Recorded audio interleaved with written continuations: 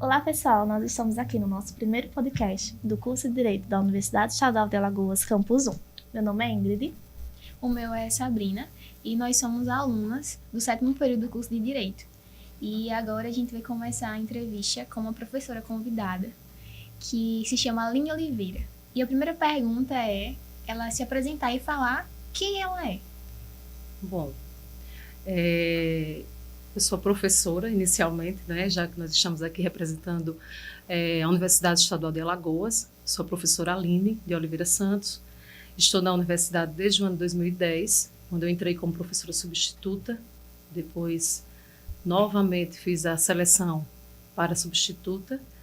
E no terceiro concurso foi o concurso efetivo, no ano 2015.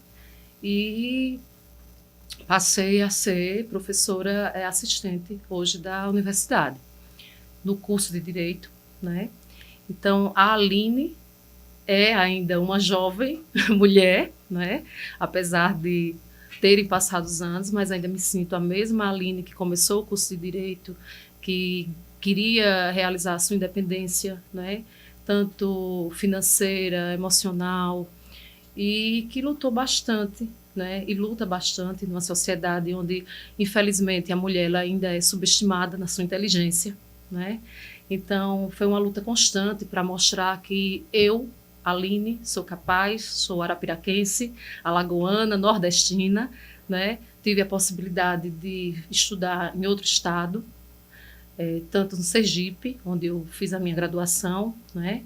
Depois o mestrado na cidade de São Paulo, tive essa possibilidade de conhecer outros costumes, né? Outros entendimentos, fazer amizades.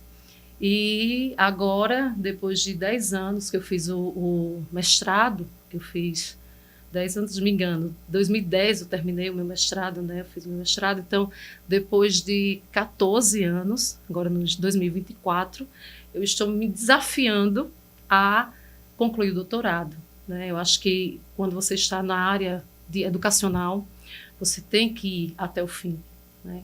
E meus alunos me motivaram, me dão forças para eu acompanhar o desenvolvimento deles e o meu, né? Porque são jovens de 20 anos, 21, 22 anos, 18 anos, eu tenho alunos de 18 anos, e eu vou também evoluindo como pessoa, como professora e acompanhando a sociedade que vem mudando, né? São 20 anos de sala de aula, né? 20 anos do direito, 20 anos de advocacia, então estar aqui é um presente, né? Acho que por um caminho que eu venho trilhando, que não foi fácil, não é fácil, porque nós encontramos muitos desafios no decorrer dessa caminhada, né? Na advocacia, pelos mesmos motivos, né? No início era uma área bem mais masculina, e aí você também tem que enfrentar várias situações para se impor no mercado altamente competitivo, né? E você vai se moldando e se atualizando para continuar no meio, né? Então, eu acho que essa é a Aline. E ainda uma Aline mãe, que também tem um filho, né? Fui acompanhando todo esse meu lado profissional com o meu lado maternal. Tenho um filho de 15 anos, chamado Rafael, e eu venho conciliando, que também não foi fácil, não é fácil, porque eu sei que muitas mães se sentem um pouco ocupadas, porque se dedicou ao estudo, se dedicou ao trabalho, deixou um pouco a maternidade não em segundo plano, mas não esteve presente em todos aqueles momentos que a criança precisa de nós, né? Precisava de mim. Então eu dava o meu máximo naqueles intervalos, mas ainda bem que ele entende, né? Sabe que a mãe dele vai trabalhar, né? Que é o normal hoje, né? Das mulheres buscarem a sua independência, seja em que for. Eu acho que a importância de eu ter vindo hoje aqui, eu pensei muito ontem, antes de eu pensar o que é que eu iria conversar. E eu acho que a independência feminina, ela move muito, né? Ela veio, nós mulheres, nós fomos há muito tempo silenciadas, fomos tidas como pessoas que não poderiam trabalhar fora, não poderiam ter independência, nós éramos do lar praticamente, né? E a partir do momento que a mulher ela começa a querer estudar, a provar que é capaz, né? A adotar um feminismo que, na verdade, o feminismo eu vejo como uma forma de a luta das mulheres pela igualdade de direitos. Não se sobrepor a ninguém, não se sobrepor ao homem, nós não precisamos. Mas nós somos capazes da mesma forma. Então, essa prova de igualdade de capacidade, né, é que eu acho que nós devemos trazer todos os dias em nossas vidas. E é isso que eu fico feliz de ver tantas mulheres buscando, seja através do estudo, seja através da sua lojinha virtual, seja através do seu trabalho em algum lugar para alguém, seja você como empresária. E nós somos muito dedicadas. Então, desde já agradeço o convite para poder dar força a essas mulheres que continuem. Nós estamos no caminho certo. Certo? E é isso. Professora, muito legal, é um prazer para a gente estar aqui entrevistando a senhora. A senhora falou dos seus alunos que são jovens, na faixa de 18, 22, 23 anos. Professora, a senhora sabe que tá para sair aí o novo concurso da UNEAL. Sim. A senhora poderia contar para a gente um pouquinho de como foi sua preparação para esse concurso, como é que foi o processo? Vamos. Foi assim, em 2010, eu estava cursando, eu era professora de Direito, mas do IESC, né? E surgiu a oportunidade de uma seleção pública na UNEAL, que seria para professora substituta. Então, foi a minha primeira seleção. Eu fiquei com aprovação de segundo lugar no certame e me convidaram. Depois eu fui convocada para lecionar. E a partir do momento que eu entrei como substituta, eu sabia que eu ia passar 2 anos. E eu gostei de ficar, né? E eu queria permanecer. Então, depois, quando acabou o prazo, passou um tempo, houve uma nova seleção para substituta novamente. E eu, novamente, me inscrevi. Dessa vez fiquei na primeira colocação e já sentia que eu era da UNEAL. E eu comecei a lutar para que no dia que tivesse o concurso público, eu estivesse preparada. E como foi essa preparação? Como eu lecionava também em outra faculdade, eu comecei a fazer todos os cursos que apareciam, né? Porque é uma coisa que as pessoas esquecem muito. Lembram muito de estudar teoria, mas esquecem da prova de títulos, que é uma prova muito importante na área da educação, né? E nós temos outros concursos jurídicos também que precisam de título. Então, o que foi que eu busquei? Fazer minicursos, né? Palestrar, né? Comecei também a juntar o que eu tinha para publicar, publicações de artigos, né? Artigos científicos que contam bastante, né? E foi aí que eu comecei a me preparar para a UNEAL. Então, eu comecei há 4 anos antes do concurso, né? Só que, assim, eu sei que isso era um objetivo meu, porque eu já estava lá, ficou não mais fácil, mas com um olhar diferente para o que realmente o concurso precisava. E depois, quando saiu o edital, o tema foram 10 temas na época, então eu estudei os 10 temas todos, porque o sorteio acontece 24 horas antes da prova didática, isso, né? Tem a prova escrita e depois tem a didática. Então, os pontos são sorteados 24 horas antes da prova. E aí eu eu já me preparei, estudei todos os pontos, bem estudado, todos os pontos. Assim que saiu o edital, comecei a estudar tudo. Não deixei para a última hora, para a véspera da prova, porque eu acho que é um concurso, né? Então, você tem que estar preparada. Não adianta você ir fazer um concurso da UNEAL se você não tiver estudado. Sim. Então, acho que os 10 pontos, a pessoa é o principal. Você está preparado para tudo com eles. Ou para escrever na prova escrita, ou para a didática, né? Que é olhar o tempo da aula. É muito importante na didática você olhar que se você... No meu concurso foram 50 minutos, então se você for para 52, 53 minutos, você perde, você é eliminado.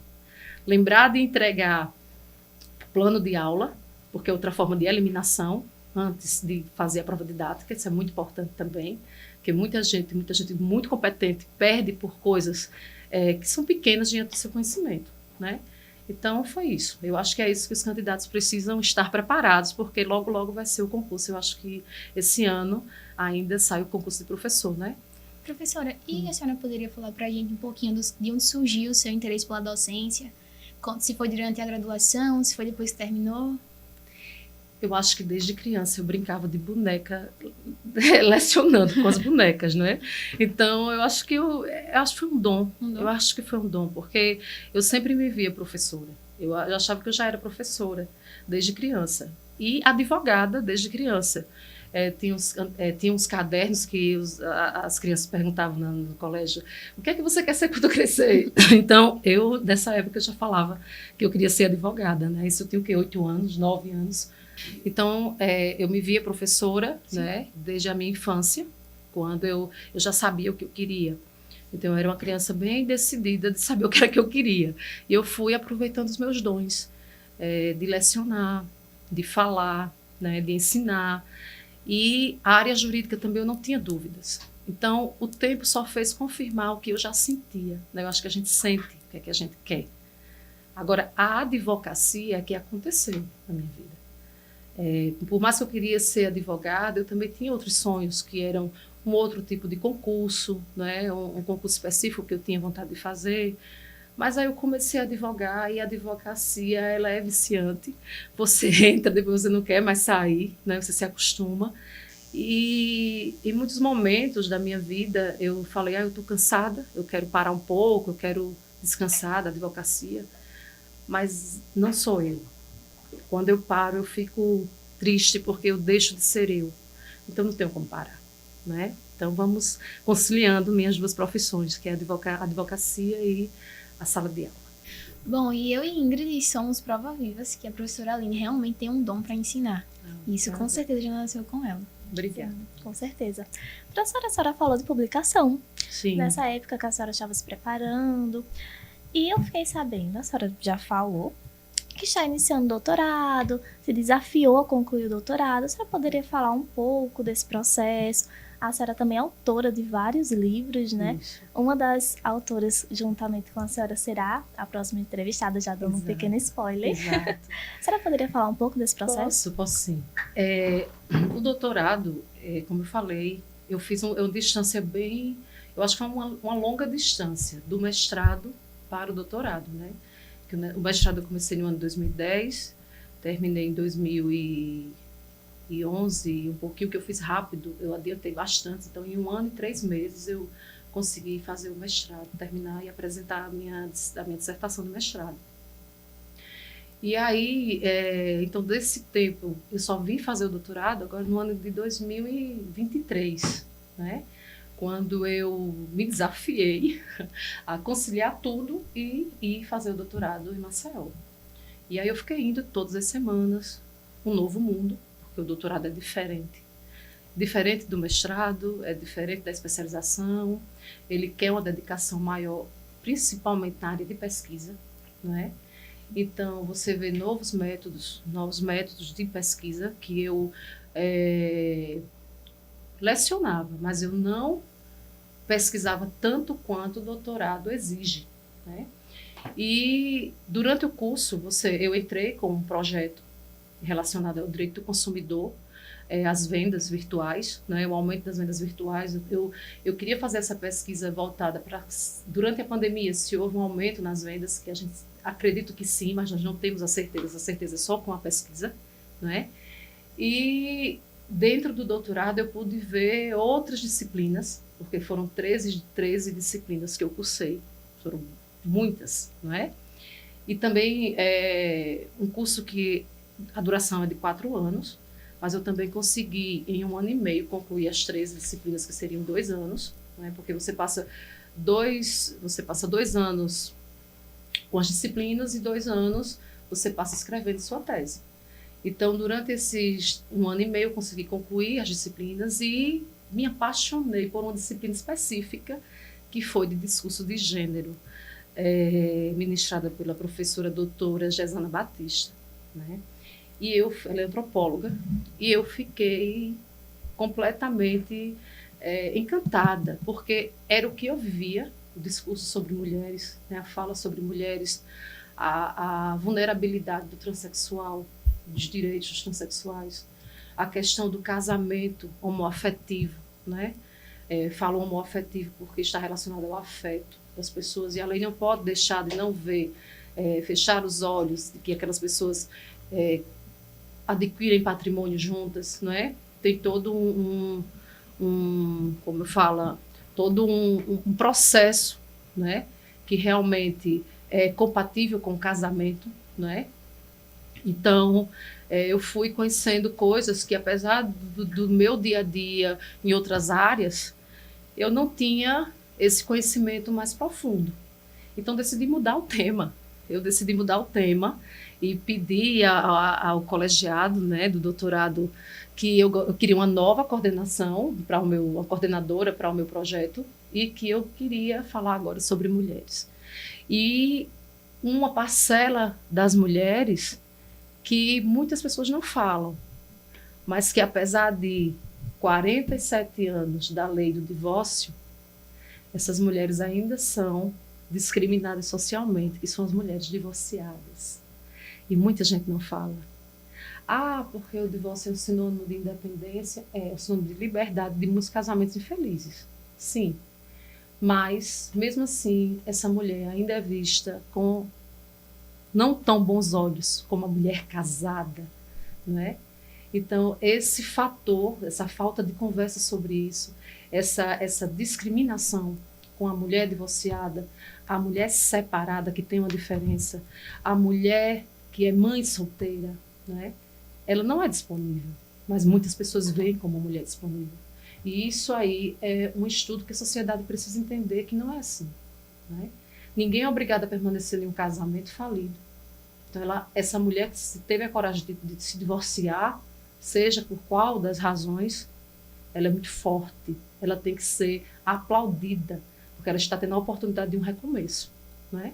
Ninguém é obrigado a ficar em local nenhum para sofrer, para abraçar o sofrimento, para dizer que está casada diante da sociedade.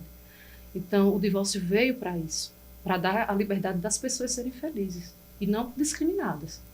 Certo? Então, minha tese é basicamente esse estudo, né, do casamento, da história da mulher, do machismo, do patriarcalismo, né, do projeto de lei do deputado da Paraíba, que ele escreveu, o deputado Manuel, ele escreveu a possibilidade de um projeto de lei onde a mulher, ela, após o casamento, se ela resolvesse se divorciar, ela não seria obrigada a ficar com o estado civil divorciada e voltar ao estado de solteira, assim como o nome.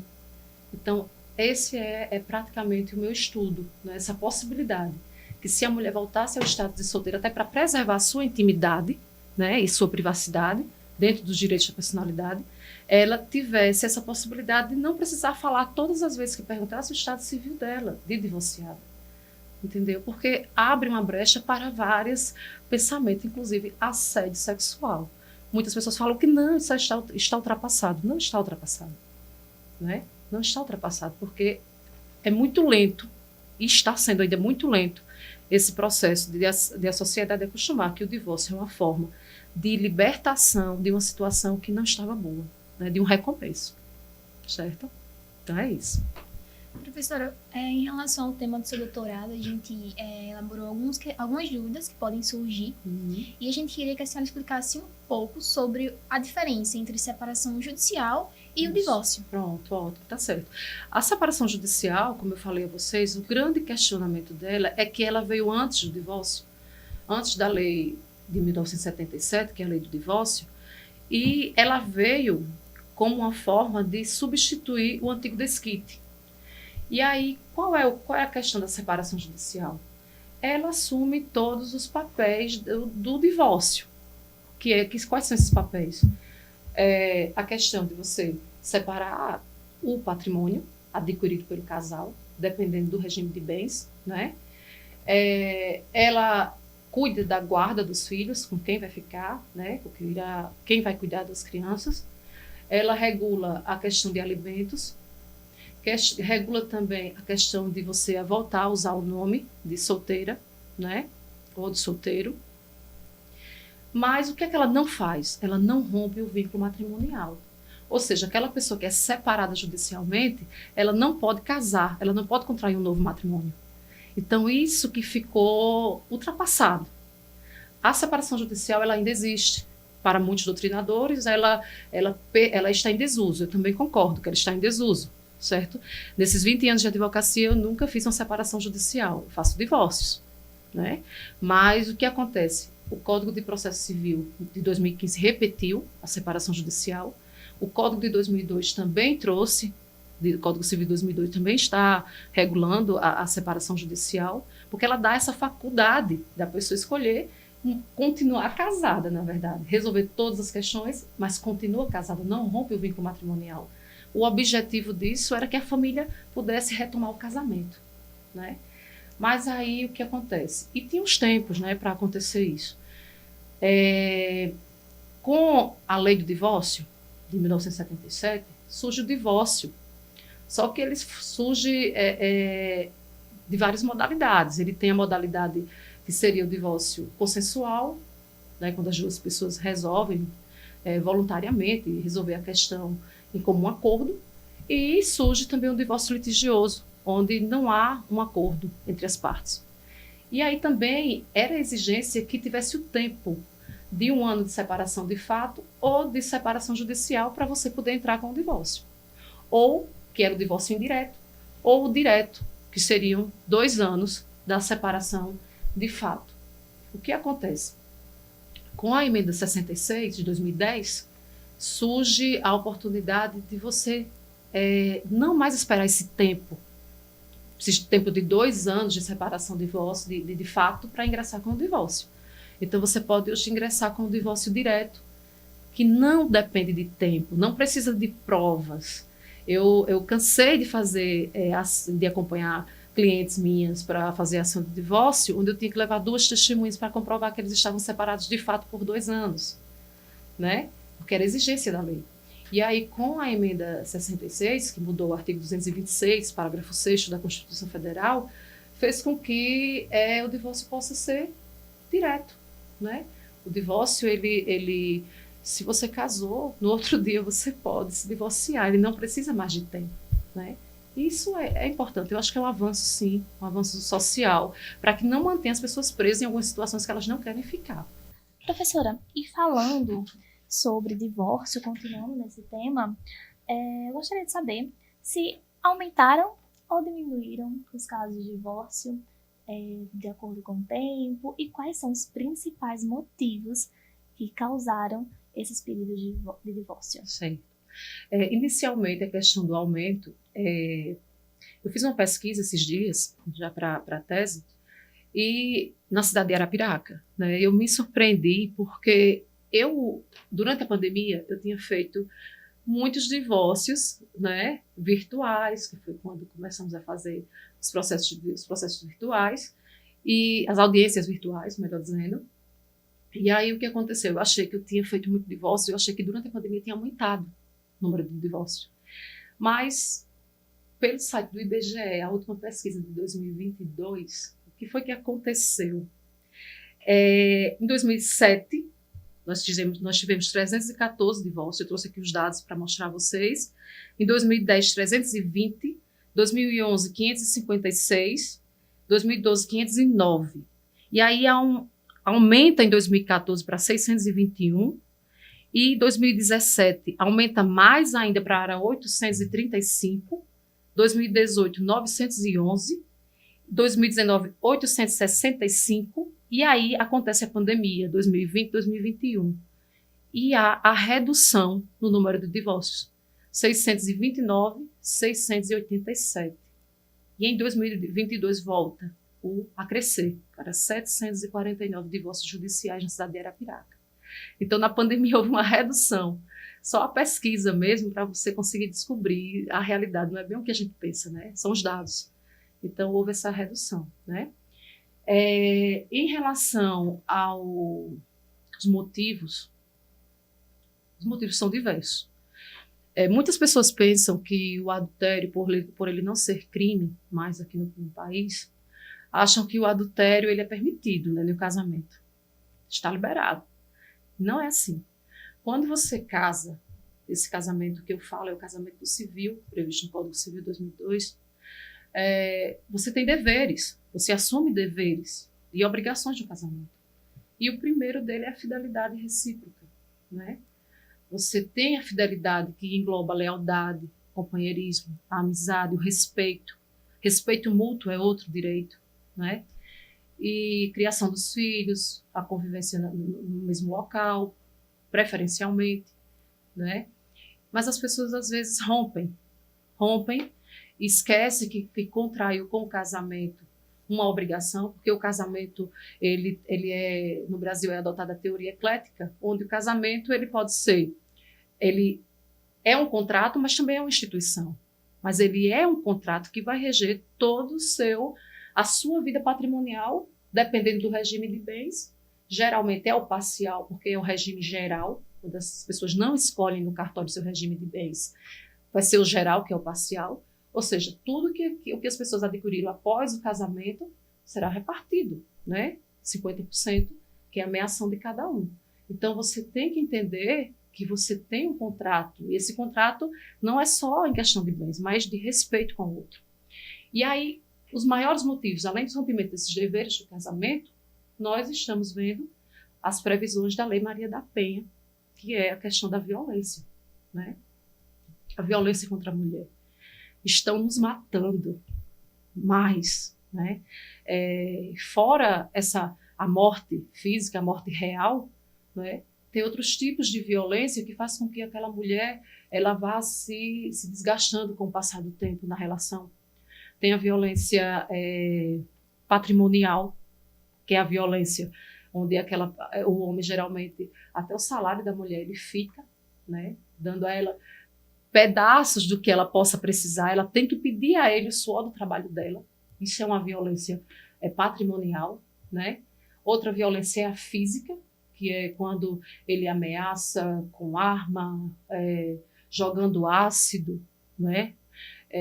Machucando, beliscando, batendo, né? Cortando.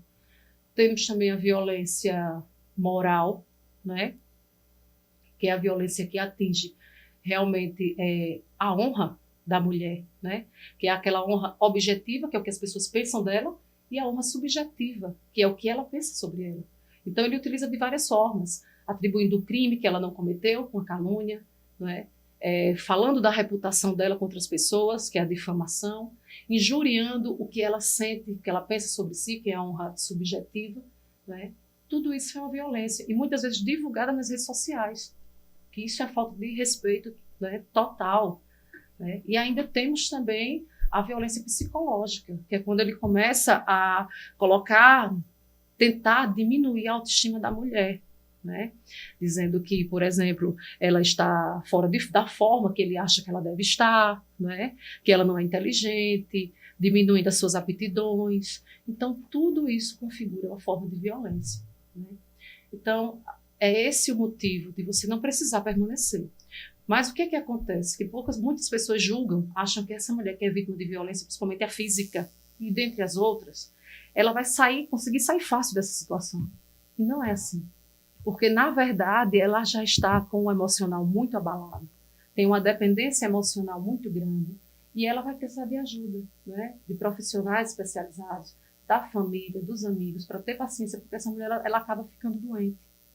E por isso que ela volta, porque é a dependência, certo? Então, o intuito, eu acho que da sociedade hoje é entender essa mulher, tentar de todas as formas fazer com que essa violência cesse, né? E dar apoio, né? Então, é isso. E é muito importante, professora, essa fala da senhora, porque nós estamos no Agosto Lilás, que é um mês de conscientização Exato. contra a violência à mulher. Eu espero que os homens eles entendam, né, que isso magoa, isso faz sofrer, e que as mulheres entendam que também elas não precisam passar por isso. Elas não precisam, ninguém precisa. Né? Eu falo das mulheres porque nós estamos falando da violência contra a mulher, mas os homens também, eles são vítimas também em algumas situações, não é, de relacionamentos abusivos, e ninguém precisa, nem o ser humano precisa.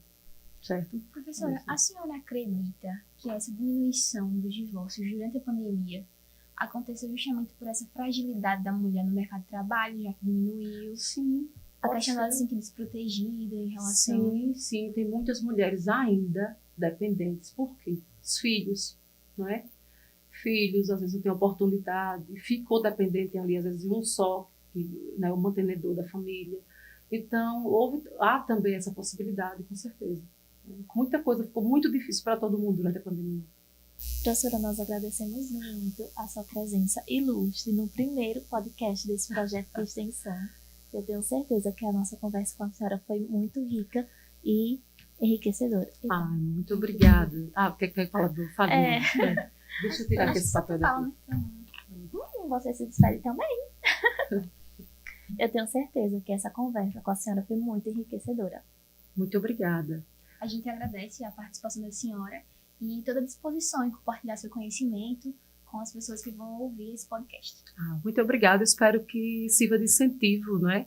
Principalmente para o concurso que vem aí, né, da nossa universidade, e que seja uma força também para muitas mulheres que estão me ouvindo, que busquem a felicidade. É isso que a gente procura, na verdade, no fundo, todos nós, não é?